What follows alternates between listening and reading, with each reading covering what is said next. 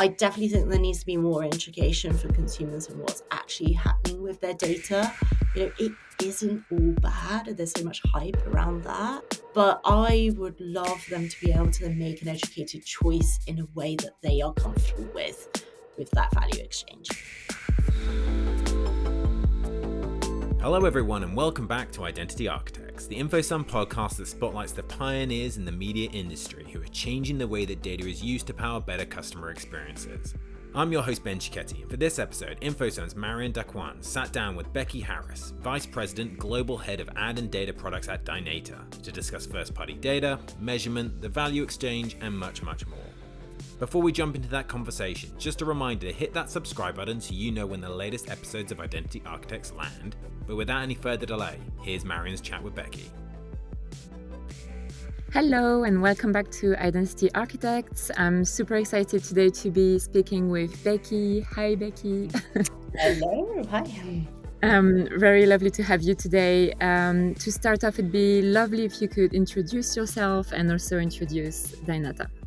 Of course. So Becky Harris, lovely to be here as well. Thanks, Marion. VP, Global Head of Ad and Data Products at Dynata. Now, Dynata are essentially a first-party data company. Perfect. Before we dive into a bit more of a conversations, we want to start with some rapid-fire questions. So I'm going to ask a bunch of questions to you, but 8 of them, and you just have to answer, to give me short answers and quick answer to them. So the first one being, what is your earliest memory of advertising? Okay, so I definitely think this is probably my mum saying that I couldn't have all the toys in the adverts between TV shows as a kid. I think I was an absolute total sucker for finding them in then the Argos catalogue and definitely putting a huge big ring around them ready for my birthday or my Christmas. So definitely showing my age here with the Argos catalogue. But clearly immediately converted to purchase potential from like the age of 7 or 8. That's such a funny one. I think we all had that one for sure, and everyone can relate. Loved the Argos catalogue. What was your first job in advertising or marketing? So I actually first got into this fun world as a market researcher. I was actually on a placement year whilst I was at university when I was doing a business degree, and I jumped into working in London. So I was actually digging into the data sitting behind what I would say is the impact of advertising on marketing. Got it. And knowing what you know now, what would you say to yourself when you started your career?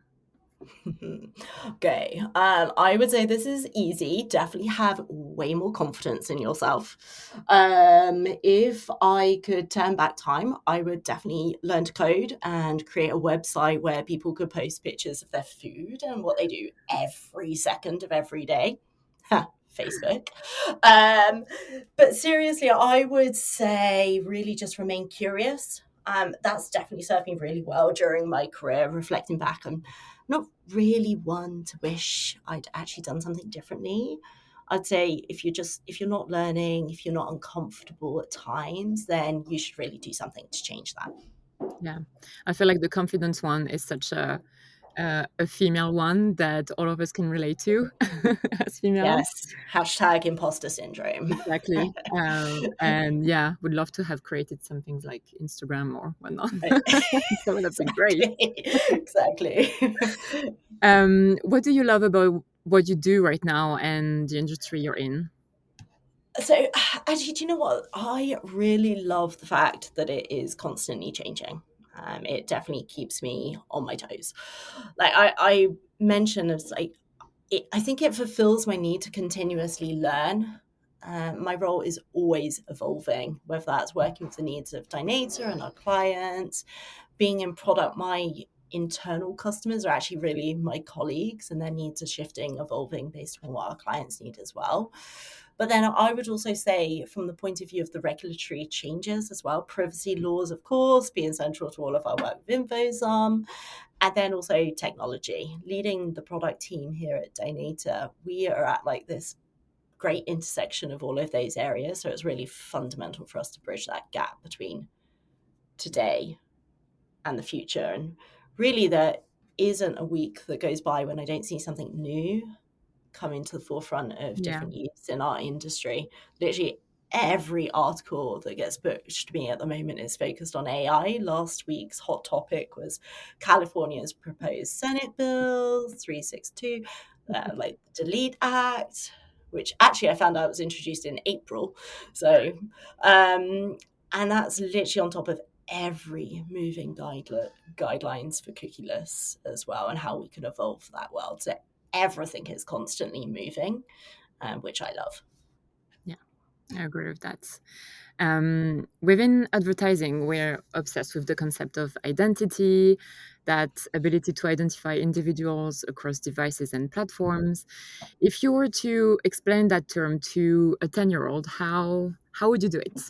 Okay, so I actually tested this with my niece. Oh, I really? really wanted to see what she was thinking about.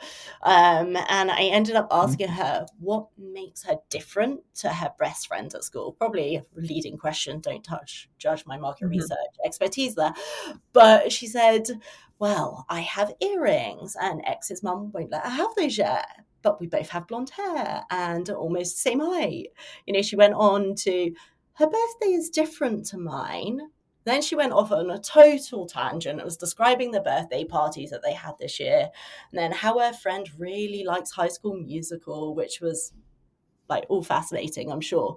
But then she came back to the fact that her friend has got a rabbit and a younger brother. My niece has got a younger sister, but she could do the splits. She goes dancing on a Wednesday, whereas her friend goes to brownies. It was this whole thing.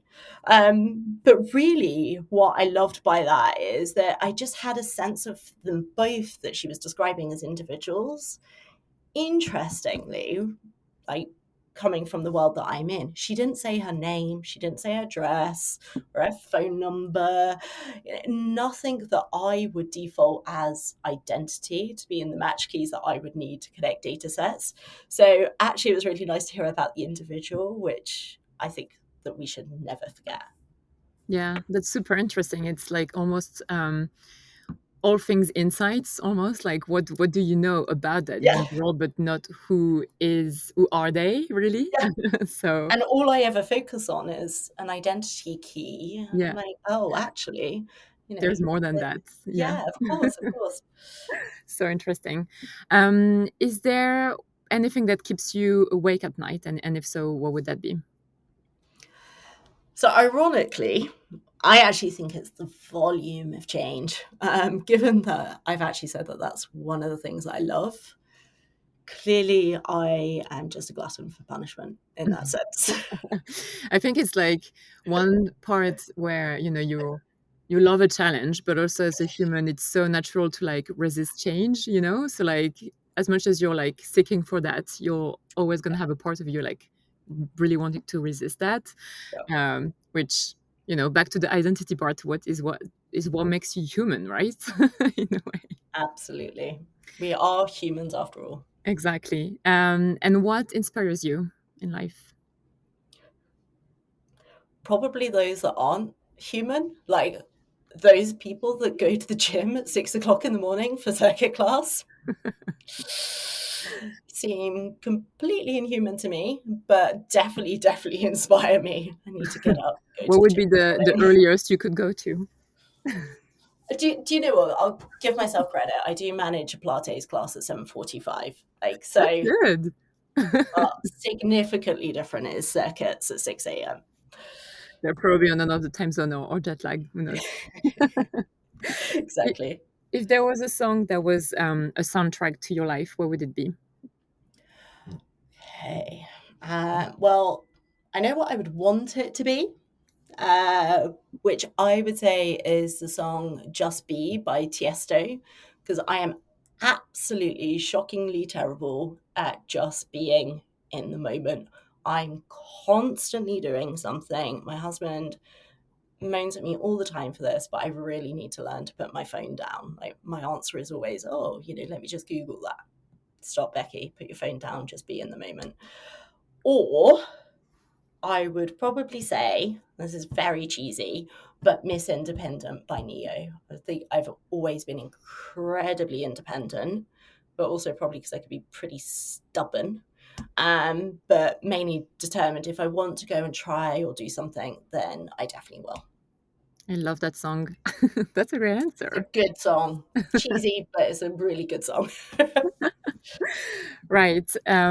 That's it for our quickfire questions. We're going to dive now into more like industry related questions. So I'm going to dive more into like anything first party data related. And obviously we know it's like an integral part of the marketing strategies of today and tomorrow.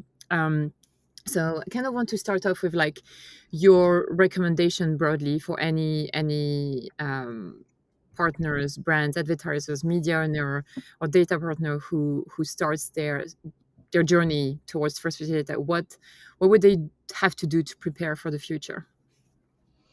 Okay, so I completely fundamentally agree. Like first party data is absolutely an integral part of marketing strategies today and tomorrow. And I think everything I do is really just enabling that connectivity to action for the different products and solutions that I own. And without the first party data that I have and available to me, that ability to connect with those individuals and provide a value exchange by just acquiring scalable first party data, I don't think is always necessarily a viable option. I actually remember speaking to an FMCG company a few years ago, and their strategy was to build out their first party data.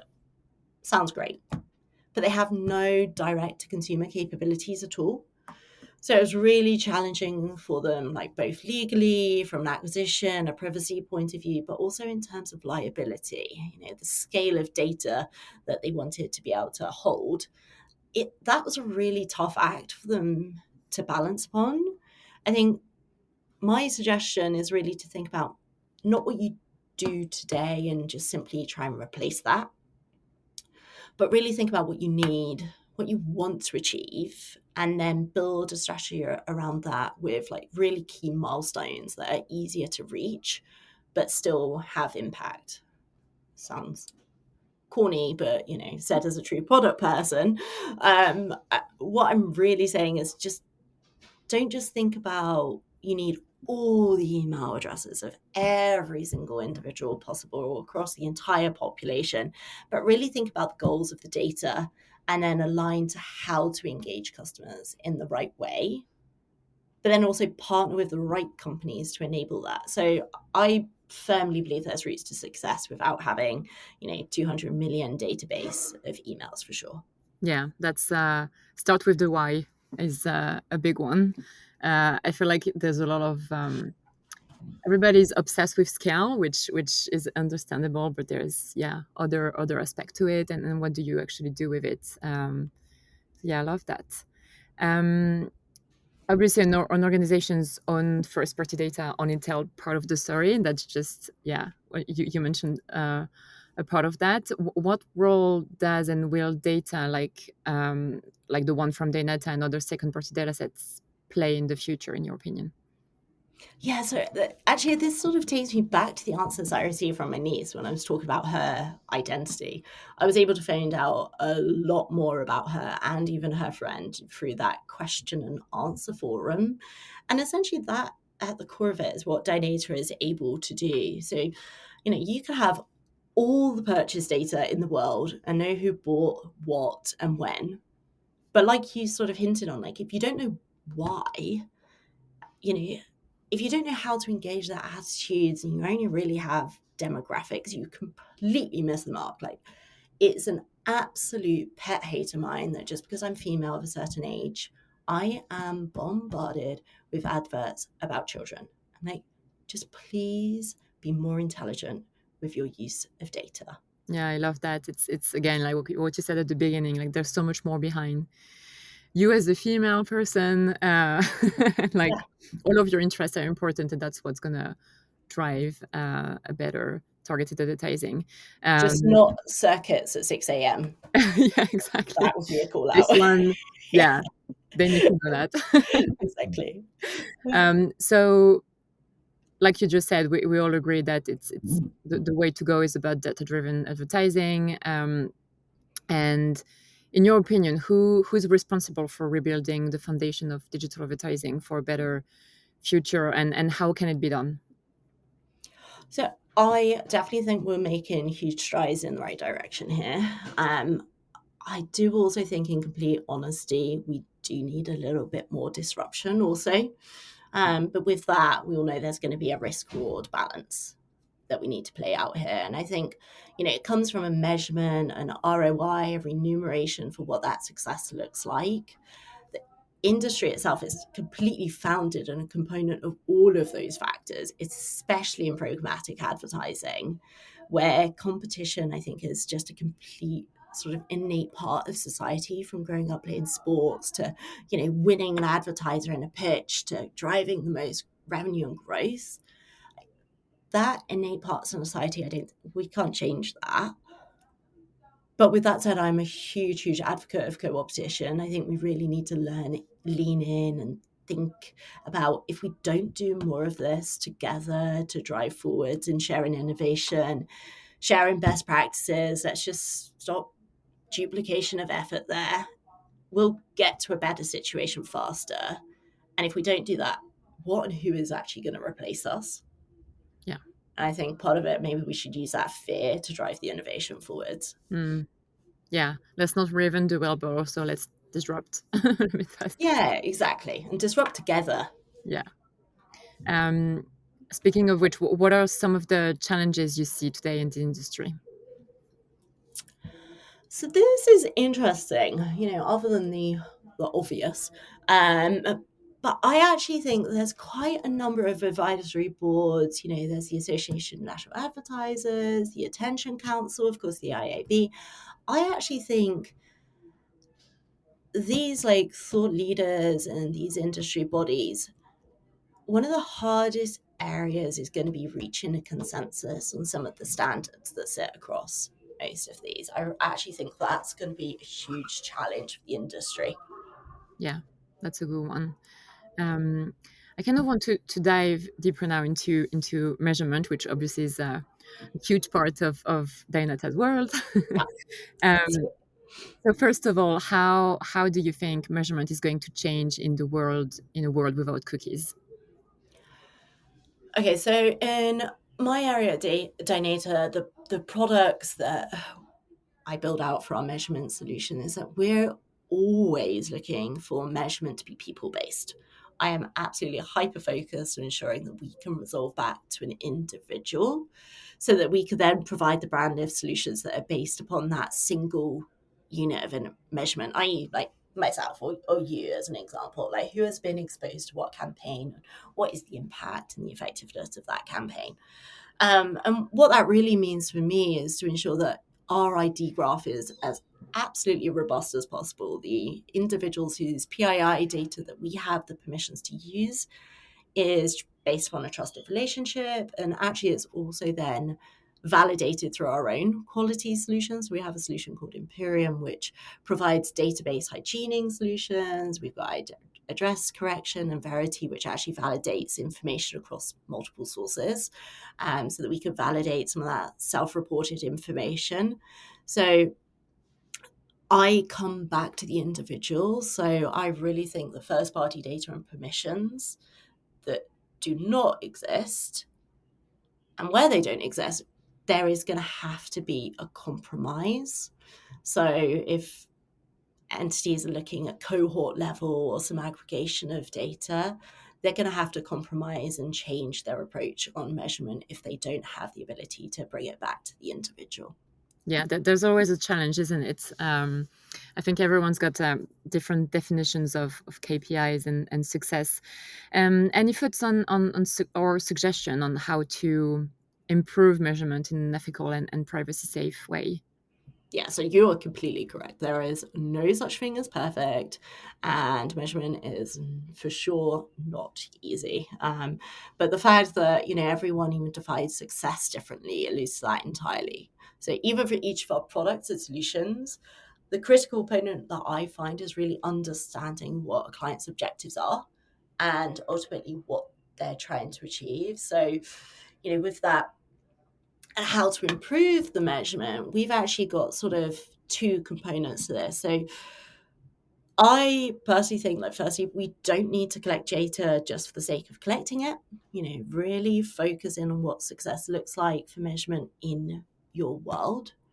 Ensure we're collecting the right data from the right people for the right reasons. I think we have a stance to ensure that we're not handling data that we do not need to be handling, for sure.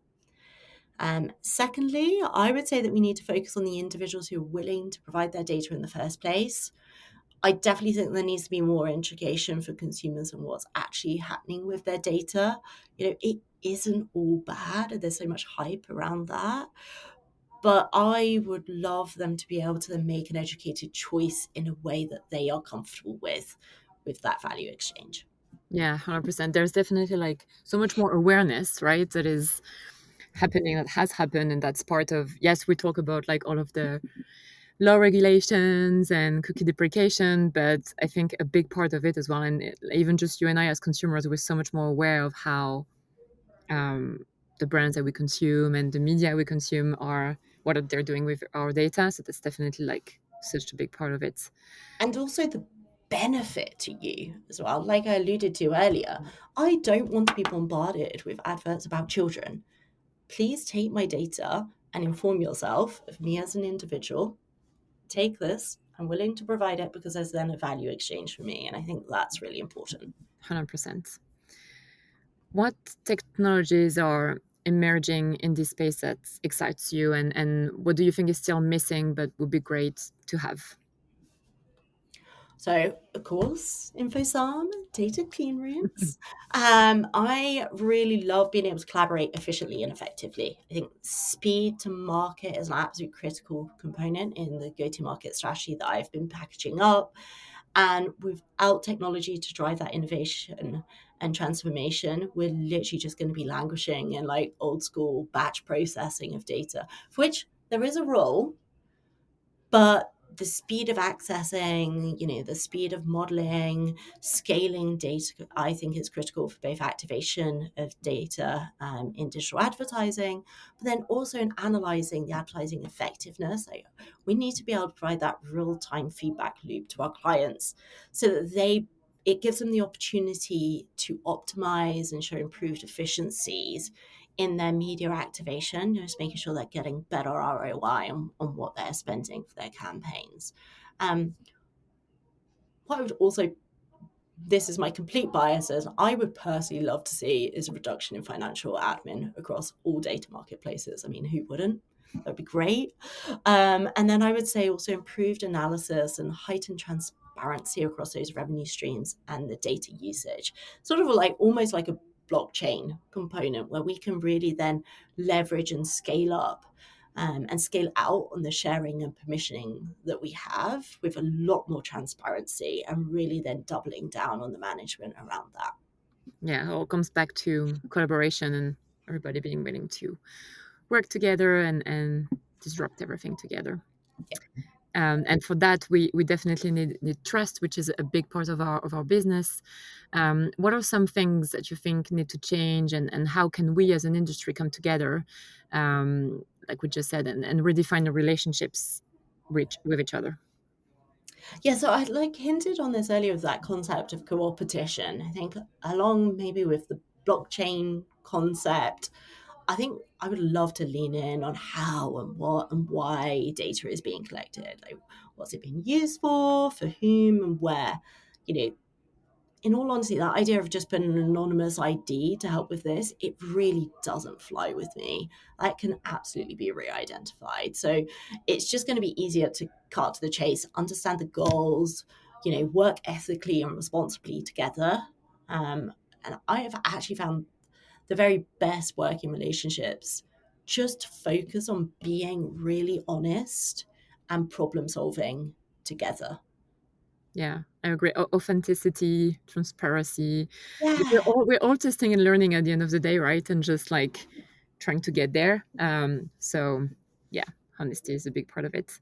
Um, I know so you don't have a crystal ball, but what would be your prediction of the future of data collaboration and privacy? Where do you see the industry in the next 5 to 10 years? now I've talked about blockchain, I sort of would really love for it to be blockchain driven. I don't know how that works. But really that alongside like entirely democratizing and enabling access for the right reasons. Yeah, I naturally think everything that we'll be doing across the industry is going to be faster. That has dramatically improved even in the last 2 years with various different data warehousing improvements. You know, my complete biases is that I don't want everyone in my team to just be a whiz at coding. I really need a diverse group of people at the table, which, thankfully I have, but I really want to build out on that because I really believe by enabling that better UI for collaboration, it's just going to then naturally mean that the team can help drive innovation. Coming from a product point of view, the more diverse minds I have, problem solving challenges, the better the product will be. So really sort of thinking about the customer experience in this is like being able to understand, manage, and then also control, even monetize their own data that they are sharing. In all honesty, that would be a huge shift in the power balance that we've got today. And I think actually that would be a really fascinating navigation to keep an eye on. Think about the wealth of data that I give to Google on a daily basis. I'm like, hold on, how do we balance that out? So it's sort of coming back to like the whole idea that customer is actually king. It's like rebalance that across the industry. I think that would be fascinating. So I have really high expectations on technology enabling further innovation from individuals. So not necessarily the technology being the sole driver of innovation, but we do need more businesses to take risks with the transformational approach. So we need to consider how to take more efficient and effective use of data forwards while still balancing then with the non-risk approach and the responsibility that we have with holding and storing data. I love that. Disruption, ethics, collaboration, and human as well is like such a big part of it, like coming back to the individual. Is there anything, Becky, that you haven't shared with us that you'd like to share, something I haven't asked you that you wanted to touch on before I ask you the final question? No, I love how you've just emphasized it though. A good summary. So again, as we just touched on, this podcast is all about the individuals who have pioneered new ways to use data to deliver better customer experiences. So when you look to people you admire in the industry, who would you nominate for us to interview in an upcoming episode, if there's anyone you would think of? So I'm actually in New York at the moment. So this is what came to mind. I would actually love to hear from the Saks Chief Marketing Officer. A retailer with a really solid clientele base who are having to shift to a digital business due to disruption from the likes of Next Porter. Part of that sort of sounds straightforward. But I really think that there's going to be then the challenge of keeping the customer at the heart of how they're engaged, drawing out Zach's legacy of service and personalization and how they can evolve that impactfully using data that they have, the first party data strategy. I'd be really interesting to hear how that would play out. Secondly, and she doesn't know that I'm about to nominate her for this, but Louise Twycross Lewis, whose PhD is head of Insight. Why do I suggest Louise? I think with collaboration at the heart of everything that we've sort of mentioned and everything that I personally and Dynata stand for when it comes to data, Louise has been an absolute driving force in innovating in that space. So I would really love to hear her point of view on the industry and the evolution of that going forwards. Lovely. Thank you for sharing. Becky, that was such a pleasure to talk to you today. I really enjoyed our conversation. And yeah, InfoSum and Dynata have been collaborating together for a few years already. So really looking forward to the next step of our partnerships and to see Dynata flourish. And yeah, all the best to you. And yeah, see you in the next episode. Perfect. Thank you so much, Marion. It's been great working and speaking with you today.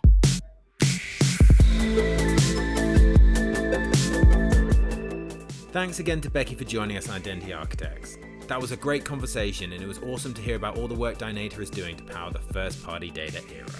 All that leaves for me to do is to remind you to hit that subscribe button so you know when the next episode of Identity Architects lands. But until then, thanks for listening.